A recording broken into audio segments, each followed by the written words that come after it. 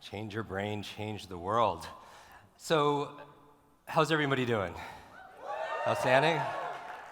So much respect for you who are here. You've put some of your travel, your tuition, your time, your treasure to be here. My goal is to make this short segment, I want this to be as valuable to you. You feel like you got so much value out of this one session that it was worth all of that just for coming for this one session. And that's my commitment to you, because I respect how many of you sacrificed to be here, time, money, opportunity, something. And so I really value that. And I don't want to betray your trust on that, and I want to make sure that you don't betray your own trust, that we give 100%. This is the last kind of stretch, and I want to make sure you really milk this for everything that it's worth. Now, what I'm going to talk about, I had a presentation set, but I don't want to talk about the same stuff I've talked about in the past. I tend to talk about how to remember names, how to speed read, how to learn faster, and truth be told, all that's online. Like 95% of the stuff I publish is absolutely free. It's on YouTube. Or anyone listen to our podcast? Has anyone who's seen me speak live before? Actual live? Okay, so so what I would love to do is actually, what would make this particularly valuable for you? That you feel like this session alone, because I think all the sessions leading up to here were worth it individually for you to come out for if you're applying what you learned. What keeps you from applying what you learn, right? Because knowledge by itself is not power; it's potential power at best. It only becomes power when we what? When we utilize it. So how many of you have actionable steps to put into play on Monday? Raise your hand. Because that's the only difference that makes a difference, right? Everybody's here at an event that's themed around change and change makers, but change can be painful. Is that true? Right? The brain isn't really organized to change as much as it is to be able to survive and keep it safe. And so change can be painful, but I'll tell you what, nothing is as painful as being stuck somewhere where you don't belong. Can you feel that? And so, can everyone just write down 2 or 3 things that you're going to do when you leave this event? Tactics, something that you learned, maybe you're referring back to your notes. I want to turn this more into a workshop. What are 2 to 3 things that you gleaned, insight, instruction, some form of inspiration, maybe a tool, a technique, that you want to put into play?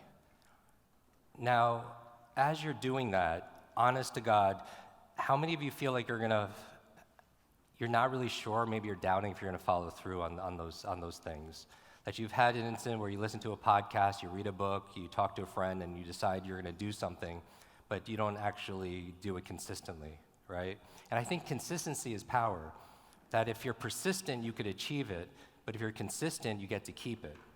The challenge, though, is we put a lot of energy outside of ourselves where we make excuses, we complain, and the truth is, we can't be upset by the results we didn't get from the work we didn't do. And so what I really wanted to talk to you about over the next few minutes is really the process of change and the process of unlimiting ourselves. Like, where does that limit exist? And so does anybody want to share in terms of like something that you want to apply when you leave here today? Maybe you want to make a public declaration about it, and a concern you have in terms of following through. Maybe you raise your hand. I don't know if you have. Do we have mic runners here? Not sure.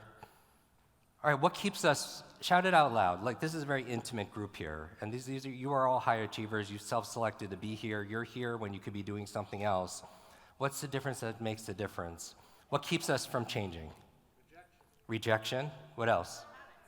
Habits. Fear. Limiting beliefs. Overwhelm. What else? Drama. No accountability. Analysis paralysis. How many of you suffer from that? The kind of the data clutter. Just a little bit or a lot. So what I want to introduce everyone to is a model that I created called the Limitless Model. And if you've heard me talk about it, definitely haven't heard me talk about it at Archangel before, but I would love for you to see yourself in this, if you will, okay? So everybody draw 3 intersecting circles, like a Venn diagram, like maybe Mickey's 2 ears and a head. And this slides, I've never used slides in my life, so I don't even know how to use this thing. There's only 2 buttons, so that's good. and I saw Dr. Stephanie on this before. I don't know what the zone is. So this is what I'm looking at here, the limitless model. And this is my explanatory schema in terms of why we don't follow through and what limits us. So I want everybody to think about an area of your life that you want to change, but you haven't been so successful at that up to this point. Where do you feel stuck? Like maybe it's an area of your wealth, maybe it's an area of your career, maybe it's in your mental health, your relationships, your ability to learn. You feel stuck there, you feel like you have a horrible memory, you're not motivated. What area do you feel like you're not making progress? Because Limitless is not about being perfect. Limitless is about advancing. It's about progressing beyond what you currently are demonstrating or beyond what you currently believe is possible. Does everybody have, because I want to make this personal, does everyone have something in your life? And we all do if you're healthy, right? There's an area where you're just not maybe making as much progress as you hoped. And so where do you feel like you're in a box? Now, even everyone draw like a 3D box, the 3-dimensional box there to represent that. Now, a 3-dimensional box, 3D, there are 3 forces that contain that box, right? The 3 forces I'm representing by these 3 M's on the screen. And the first one is your mindset. These are the 3 forces that keep you stuck, and these are also the 3 forces that will liberate you out of those limitations also as well. Because this is a framework that I use when I work one-on-one with clients, and it could be done at a micro level or a macro level. It could be used for your family, for your community, for your team also as well. It could be applied towards a nation, or even a world. But mindset is the first thing. And how would you define mindset? If you hear the word mindset, how would you describe that? A pattern of thinking. What you choose to believe. And I love the word choose. There's a quote in my book from a French philosopher that says, life is the C between B and D. Please write that down. Life is C, the letter C, between the letters B and D. B stands for birth, D stands for what? That C, what's in between? Life, choice. That our lives are the sum total of all the choices we've made up to this point, good, bad, or indifferent, right? Where are we going to live? What are we going to focus on? What we're going to eat? Who are we going to spend time with? And I believe when it comes to choice that these difficult times, they could define you. These difficult times, they can distract you. These difficult times, they could diminish you. Or these difficult times, you know what? They could develop you, right? But ultimately, we decide. Every day, you know what? Every single day is great. It's because it's a fresh start. You wake up and you have a chance and you have a choice. Every single day, right? And that's the beautiful thing about life. You can make another choice, and one step in another direction can completely change your destination, right? You step left, changes your destination, right? Or some people call it their destiny. So I'm always looking for those small little choices, and I think it starts first with our mindset. For mindset, I describe as the set of assumptions or attitudes. There are assumptions, right? Beliefs or thoughts, and attitudes around something, right? Your mindset around, I'll tell you what 3 things are in there. Write these down, please. What I believe is possible will fall in your mindset. What I believe I'm capable of. You could believe it's possible for somebody else to build, 100,000 followers or make this kind of money or have this body that you admire, but you might not believe it's possible for yourself. And then you're still stuck in that box, right? Does that make sense? So if somebody comes to me, which 3 people did today, and they come to say, Jim, I have a really horrible memory. I'm getting too old, I'm not smart enough, and I always say, stop. If you fight for your limitations, you get to keep them, right? Because your brain is this incredible supercomputer, and your self-talk is the program that will run. So if you tell yourself, I'm not good at remembering names, you're not going to remember the name of the next person you meet, because you're programmed your supercomputer not to. If you truly understood how powerful your mind is, you wouldn't say or think something you didn't want to be true. And that's not to say you have one negative thought and ruins your life any more than eating that one donut ruins your life, but it's the consistency of it, that pattern, right? So the mindset, set of attitudes, assumptions about something. Does your mindset, your attitudes, assumptions about money affect your progress in that area? Yes or no? Yes. Right? So if you have negative thoughts around it, then you can still be stuck even if you're doing the right things. And that's what a lot of people, they haven't reconciled, right? And so that's the first area. So it's about unlimiting those lies.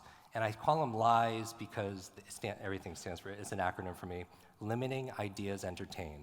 That's what a lie is, a limiting idea that you're entertaining. It's not true that you're not smart enough. It's not true that you can't start this business. It's not true you can't, discover and develop a loving relationship, right? It's just something we're energizing and we're giving it power, right? But it's complete BS, right? Belief systems. So your belief systems fall underneath your mindset.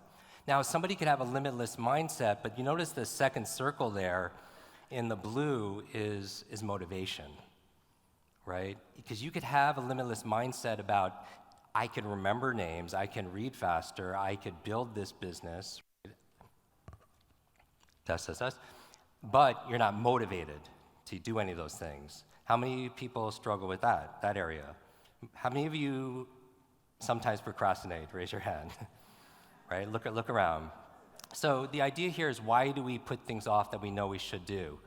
Right? You know if you should journal or meditate or read every day or exercise or all the things that you learned even today as a reminder, but we don't do it, right? Because common sense is not common practice.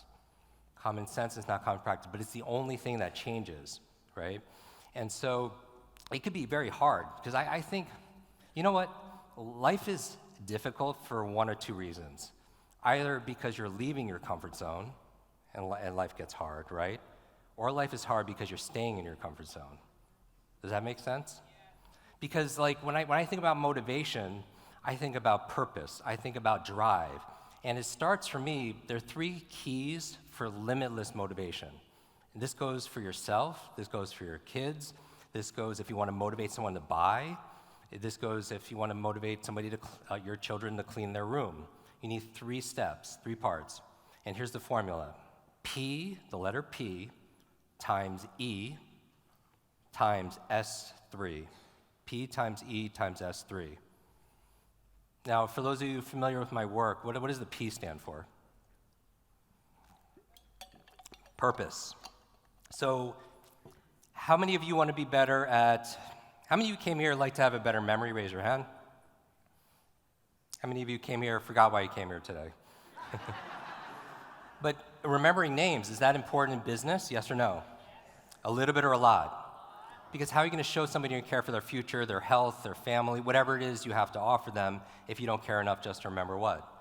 Their name. So purpose, the P, to be motivated, right? You come up with a reason. Ask yourself, why do I want to remember this person's name, right? And here's the thing. Some people say, I've heard that before, or that's so simple.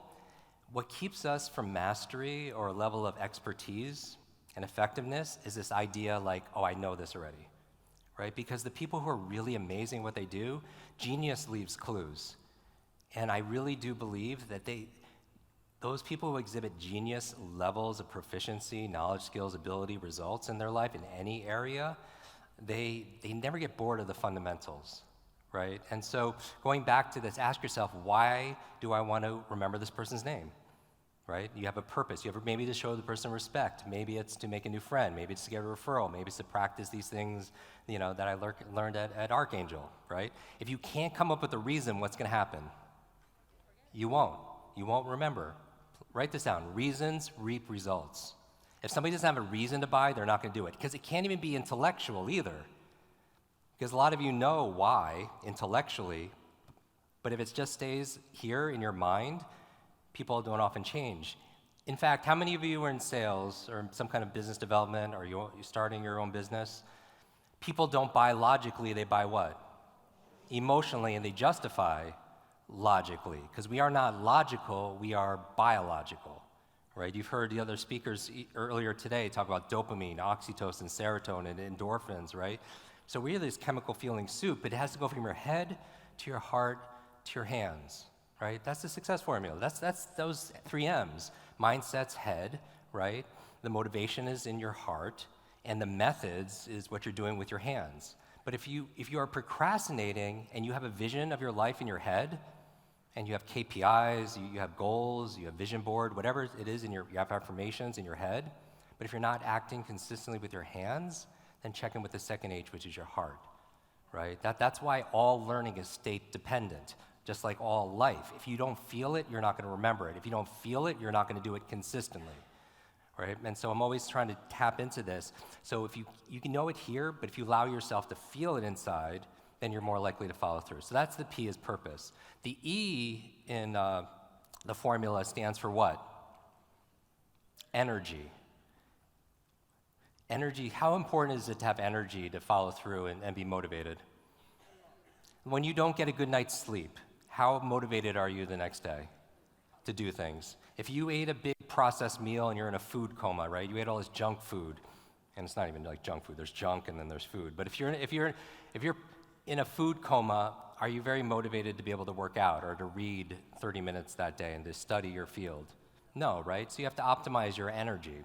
And so what are you doing each day to be able to, remember this, here's the lie we tell ourselves, going back to mindset, you don't have energy. You're like, Jim, that's my problem, I have no energy. You do it, right? Just like you don't have focus, you do focus. There's a process for focusing. Just like you don't even have a memory, there's a process, a 3-step process for memorizing something.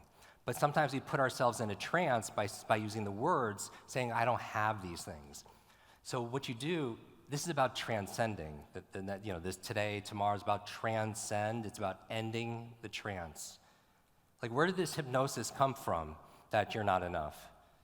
Or that you're not worth this, or that you can't do this? For me, I remember I had a head injury when I was 5 years old, led to learning difficulties.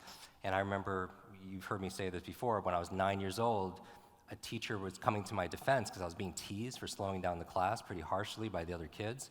And she pointed to me and said, leave this kid alone. That's the boy with the broken brain. And how many of you have kids? Raise your hand.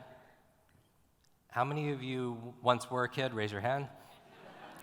But how fast are children at learning? And children sometimes are one-time learners. And for me, I wasn't born with this idea that I had a broken brain. It was imprinted. And here's the thing, like, our beliefs were shaped by our experiences, by our external environment, by the expectations of others, and then that's real.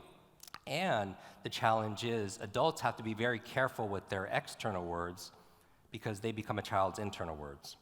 Right? And so to be conscious and mindful of the words that we're using on a regular basis, and especially when it comes to ourselves. Like when you say, I don't have energy, what if you took a noun and you turn it into a verb? And I think that's a big success principle for creators, right? Because the future belongs to the creators.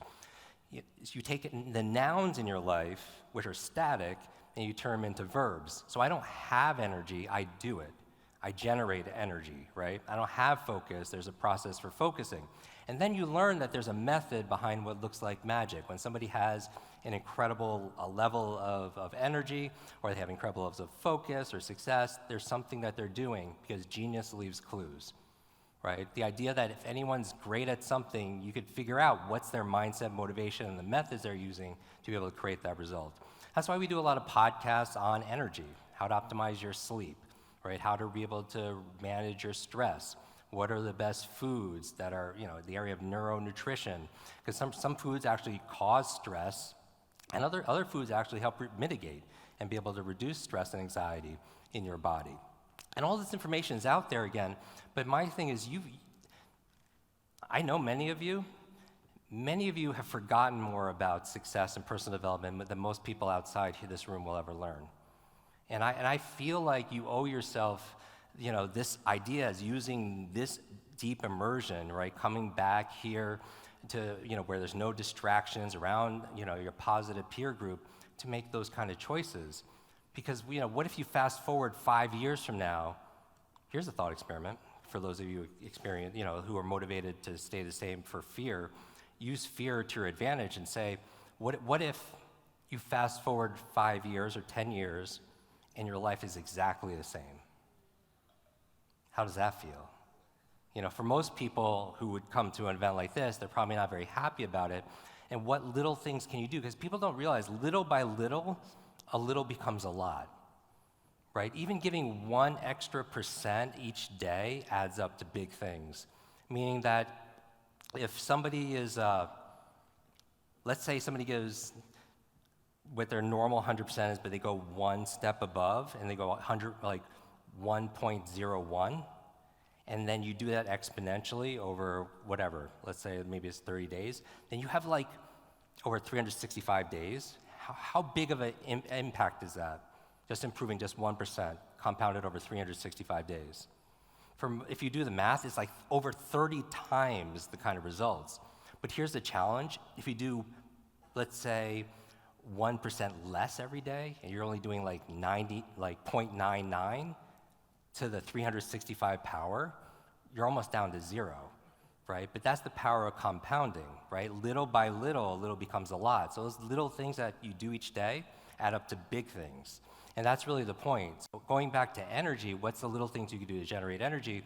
And then finally, P times E times S3. S3, 3 S's, small, simple steps. And I'm obsessed with this idea. What are the tiny little things you could do? So maybe, because I found that somebody can have limitless purpose and still not be motivated because they lack energy, or they can have limitless purpose and maybe limitless energy and still not follow through because they're overwhelmed, because of analysis paralysis, because they're confused. So how do you break things down into small, simple steps? So the example that you often hear is about working out. Let's say you want to motivate someone to work out, or you want to motivate yourself to work out, and you can't get yourself to go do an hour workout. Maybe that's too big. So what's a small, simple step? 10-minute walk. A 10-minute walk. What else? A couple of jumping jacks, right? Putting on your running shoes could be a small, simple step, right? Getting yourself to the gym could be a small, simple step, right? If you can't get your kids to floss their teeth, and there's obviously a correlation between oral hygiene and longevity, flossing 1 tooth. Or if you can't get your kids to clean the room because it's overwhelming, like most of you look at the business or your goals as overwhelming, putting 1 sock in the hamper, right? Because little by little becomes a lot. Even marketers, right? How can you break things down into small, clear, small, simple steps, develop consistency and commitment along the way? Because a confused mind, they don't buy anything, right? They don't do anything. So how can you break things down to small, simple steps? And the question I ask myself to come up with my small, simple step, this one question: what is the tiniest action I could take right now that will give me progress towards this goal where I cannot fail? And I would write this down, I would put it on a Post-it note, because whenever you're faced with a decision or a dilemma, we get frozen, right? We go into fight or flight and we freeze. And maybe it's just, what's the best use of this moment? Or what's one tiny thing I could do right now that will give me progress towards this goal? And it's so tiny, it's so effortless, you can't fail. And that's what I'm obsessed about. Also, when you're faced with a decision dilemma, I wouldn't even ask, what do I need to do? I would step back and say, who do I need to be at this moment? If you're frustrated, if you're fearful, or any of that, every action that we do is more of a reflection of who we are showing up that day. So it's not even like having a to-do list. Imagine having this is my to-be list. These are the 3 things I'm committed to cultivating in myself. And so I have my to-be list, and so limitless motivation comes from purpose, it comes from energy, and breaking things down into small, simple steps. And then finally, you could have limitless mindset. Everything is possible. I deserve it. I'm capable of it. Limitless motivation. I have the purpose. I have the energy. I have small, simple steps, and still not do it because you don't know the overall methods or the strategies to be able to get to that next level. And that's where the methodology comes in. And you're learning a lot of methodology also from the speakers. These are tactical things you could do. Now, this is the instruction part. Now, I just wanted to, as you're looking at this model, mindset is possibility, motivation is purpose, method is the process. This is, how do you do this? All right, so where mindset, I'm gonna give you, I tend to alliterate everything because the human brain one of the ways you learn things is by chunking and by patterns. And so you have 3 M's, you also have 3 I's. And I would draw this out, even if you take a picture of it. Now, by the way, when it comes to note-taking, how many of you prefer digital note-taking, and how many of you prefer to handwrite notes? How many of you prefer digital? Okay, what about handwriting notes? Raise your hand. Wow. Now, at universities, when people are tested for the two things that matter, comprehension and retention, understanding it and recalling it, handwriting notes actually shows scores higher across the board. And we could go into the reasons why, but you search my name, search my name on Google, how to take notes, and you'll see tutorial videos on this. Digital note taking is great, but the idea is you take a picture and you don't really revisit it. But I would handwrite this out, this model. So here are your 3 I's really quickly. I'm going to end with an exercise. Where mindset and motivation cross over, that shared space, is the first I, which is inspiration. And the reason why, it's not necessarily right, this is a framework, right? It's a way of looking and viewing the world, so you have more distinctions than other people. And the person who has the most distinctions in any situation, all other things being equal, has the most power, has a greater advantage, right? For those who study game theory and gaming. So that's inspiration. Inspiration what? Changes your mindset about what's possible, right? You see an inspiring speaker, watch an inspiring movie, your belief system is opened up, and there's some motivation there, right? There's a little bit of drive. The challenge is somebody could be inspired, but what is it not going into? The methods, right? So they can be inspired, but they don't know what to do. After that, where motivation crosses over with, which one's the next one here? Where motivation crosses over with the methods, that's the second I, which is implementation. Implementation. And that's what? Implementation is you're taking action because you're motivated and you have the methods. And some of you are in that place also. As you're going through the 2 or 3 things you're going to execute when you leave here, some of you have the right mindset and the motivation, but you're still not clear on the methods to get you there, in the finances and the health and the career relationships and the branding and so on. You might have motivation and you might have the methods, but you could still be stuck in a box because you're limited in that 3D form by your mindset. You might not believe it's possible.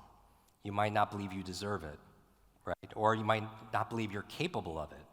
And then finally, the last I is ideation. Where mindset and methods cross over, you have the third I, which is an ideation. Mindset is it stays in your mind.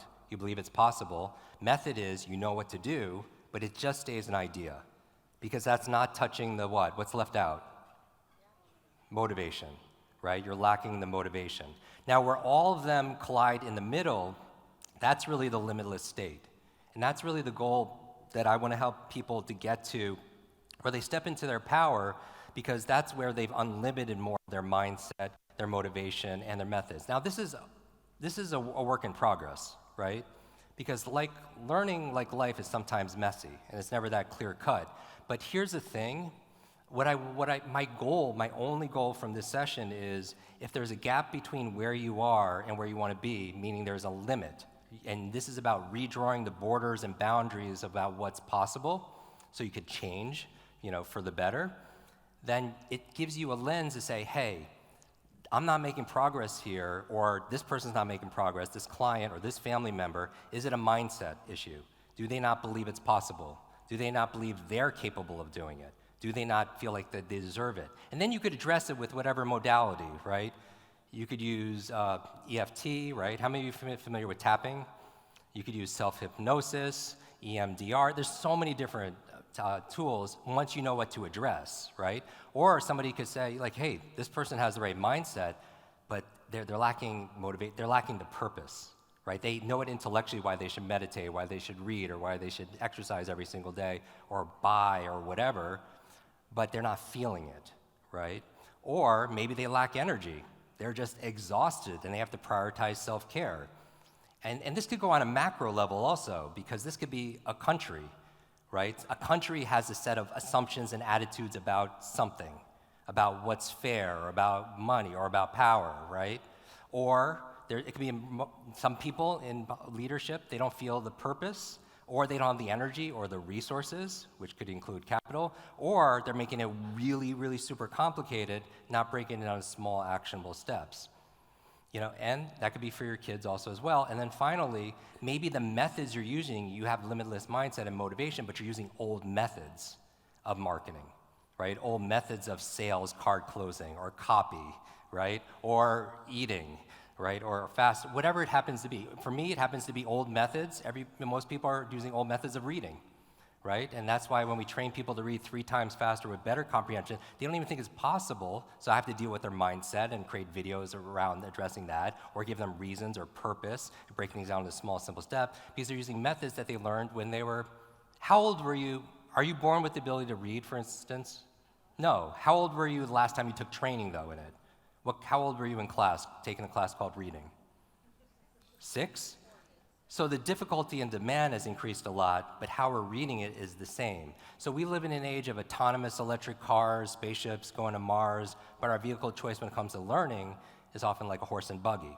So in this case, it's about upgrading the methods. A lot of people use, for memory, rote memory, and they just, how many of you, to memorize something, you just repeat it over and over again? That phone number, that passcode, that PIN number, that name, right? But that's a very old way of doing it, and insanity is what? Doing the same thing, expecting different results, right? So you're using all methods. So my message for everybody here is, in times of fear or crisis or trauma, whatever, most people they downgrade their dreams to meet the current situation. And what I like to offer you is the opposite. Is what if you upgrade, instead of downgrading your dreams to meet the current situation, what if we upgraded our mindset, our motivation, and the methods we're using to be able to meet those bold, audacious dreams? Does that make sense? All right, everyone stand up real quick. We're gonna put this into action. Everyone grab a partner. One person, partner. Go around, grab a partner, whether you know them, introduce yourself or not.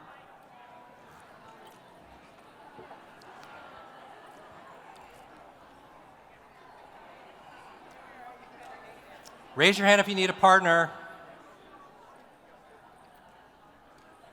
Raise your hand if you need a partner. Trying to go back one slide. All right, here's the thing. We're gonna put this into quick practice, all right? Because we know when there's a boost of norepinephrine and adrenaline, and it increases alertness, actually helps you to retain memories. And so we're going to do that. We're going to up the level of emotion in this space right now in a way that's very functional. And what we're going to do is, there's a mindset component, there's a motivation, and there's certainly methods for doing this.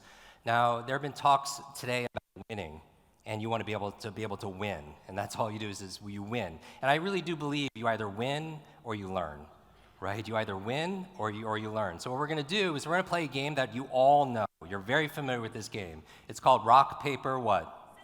Rock, paper, scissors. So do you remember this? You go 1, 2, 3, or you go rock, paper, scissors, shoot. Now, if you go like this, everyone goes scissors. Scissors. This is the kinesthetic learning. Scissors. What does scissors beat? Paper. Everyone go paper. Paper beats what? Rock. Does everyone remember this? And rock beats what? Back to scissors. What we're going to do is a very game of rock, paper, scissors in the few minutes we have left together. And what you're going to do is, with your partner, you're going to go rock, paper, scissors, and then shoot. And when you do it, whoever wins, what they're going to do is raise their hand. The other person who did not win, their goal is they're going to cheer that person on as loud as you can.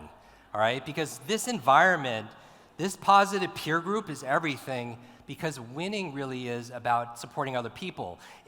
One thing that would change your life, sometimes in the comparison culture, when we're flipping and scrolling through social media and we're comparing ourselves to everybody's highlight trailer, how many of you unconsciously, you feel that, right? Where we feel like we're not enough, because the grass is greener where? Where you water it. The grass is greener where you water it. And honestly, a lot of things on social media, it's greener because of the filter they're using, right? Or it's greener because there's a lot of artificial turf out there in social media land. And so what I'm going to ask you to do is do the opposite. Like, what if you rejoiced in the success and happiness of other people, right? Because you train your nervous system that hey, when somebody's doing well, first of all, there's abundance of opportunity, and Because if you start resenting, then you're sending yourself, you're rewiring your nervous system like, hey, if I do well, other people are going to resent me. So as you see the person you heard in that equation? So what you're going to do is you're going to do rock, paper, scissors. Whoever wins raises their hand, and the other person, you're going to follow that person. That person is going to find somebody else raising their hand, and they're going to battle with that person, right? And every single time, if you do not win, you're cheering on to the person who did. So, and then as a group. And then what you're going to do is you're going to follow them around, and at the end, we're going to have two people. Half of the room is going to be cheering for one person, the other half will be cheering for the other. But here's the thing, though. Shh, you really have to cheer. What's the sound you make when you win? Go. What's the sound you make when you lose? Oh, that was really organic, too. All right? So get with your partner, and you're going to keep on going. Ready? You go 1, 2, 3, shoot. The winner's going to go like this, and then the other person cheers that person on. Go.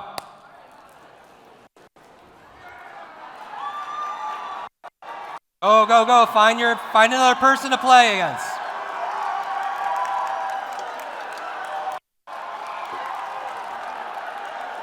Raise your hand. Find somebody else who's raising their hand. Go.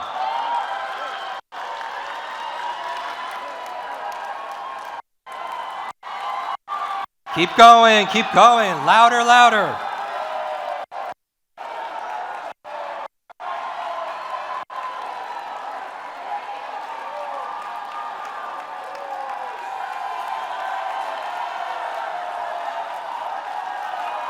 Raise your hand if you're still in the game. Raise your hand. Circulate, go, go, go, go. Walk around, find somebody else.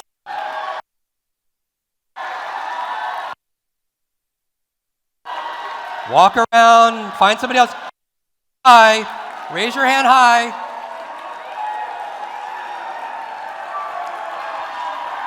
Cheer them on. Go, go.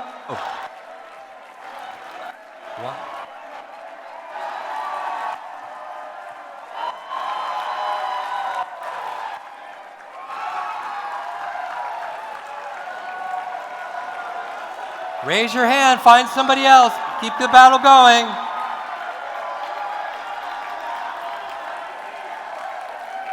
Who's still in the game? Raise your hand. Who's still in the game?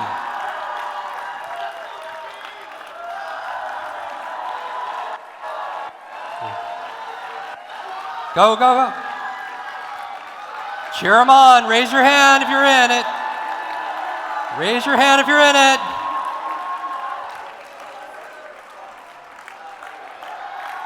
Keep going. Raise your hand. Find somebody else. Raise their hand.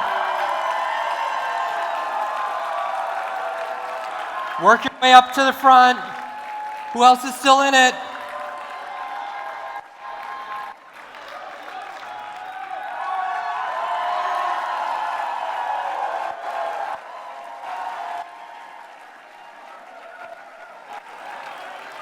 Who else is still in the game? Raise your hand high. Raise your hand high.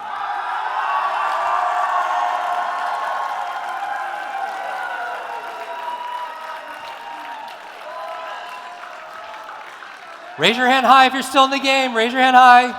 Who's left?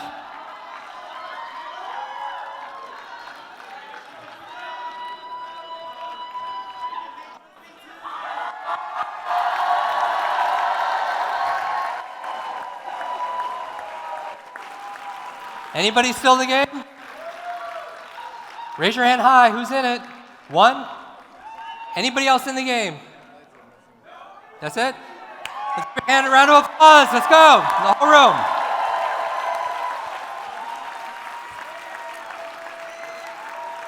Amazing. All right. Remember this. The goal here is not to, as you cheer everybody else on, right? We get the endorphins, the dopamine, the serotonin. We build oxytocin and connection. How do you become limitless in a limited world? We do it all together. Thank you very much, everybody.